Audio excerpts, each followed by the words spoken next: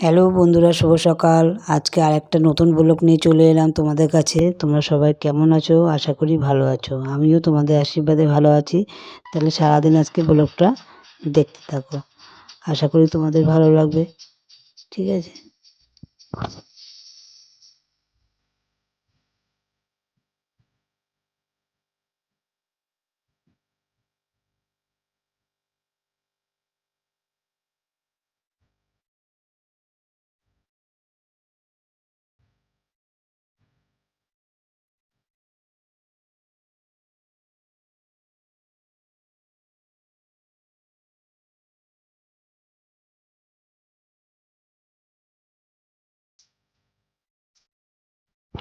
আজকে দেখো কি রান্না করছি দুপুরবেলা, তোমাদের দেখিয়ে দিই। দেখো মুগের ডাল করছি কুমড়ো দিয়ে।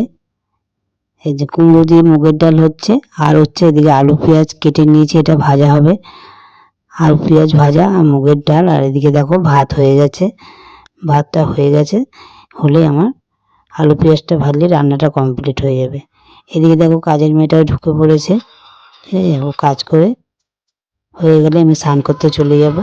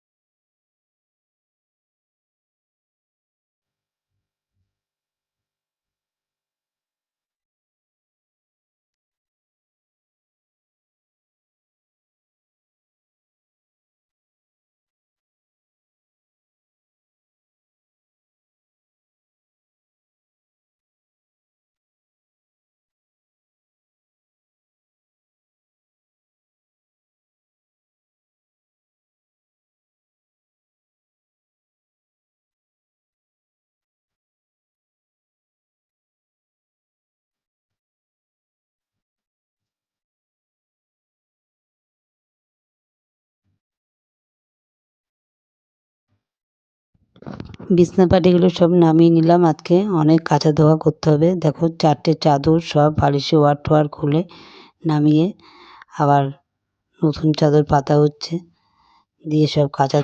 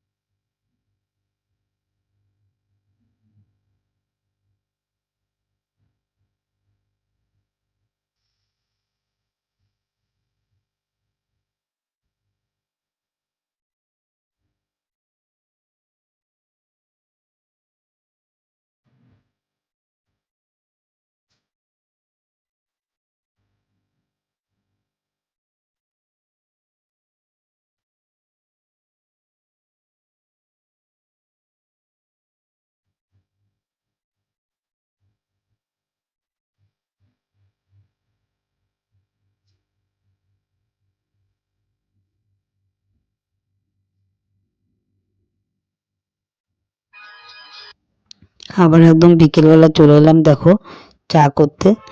চাটা করে এবার চা খেয়ে নেব।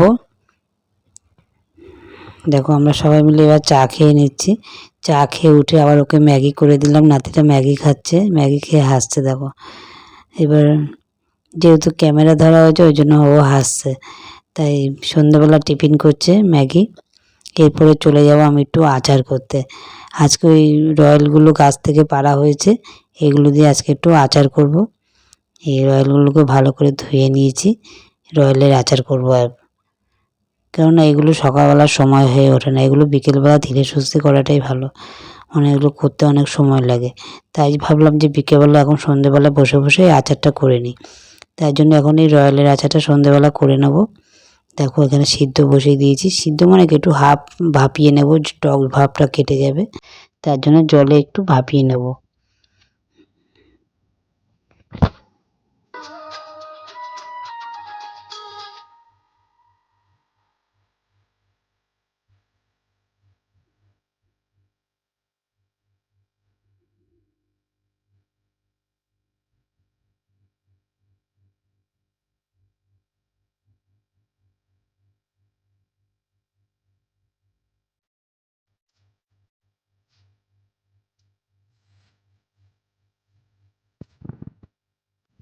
আজকের ব্লগটা তাহলে এই অবধি রইলো, আবার আসবো পরের ব্লগ নিয়ে। ভিডিওটা কেমন লেগেছে কমেন্টে জানিও, ভালো লাগলে লাইক করে দিও, সাবস্ক্রাইব করে দিও। টাটা।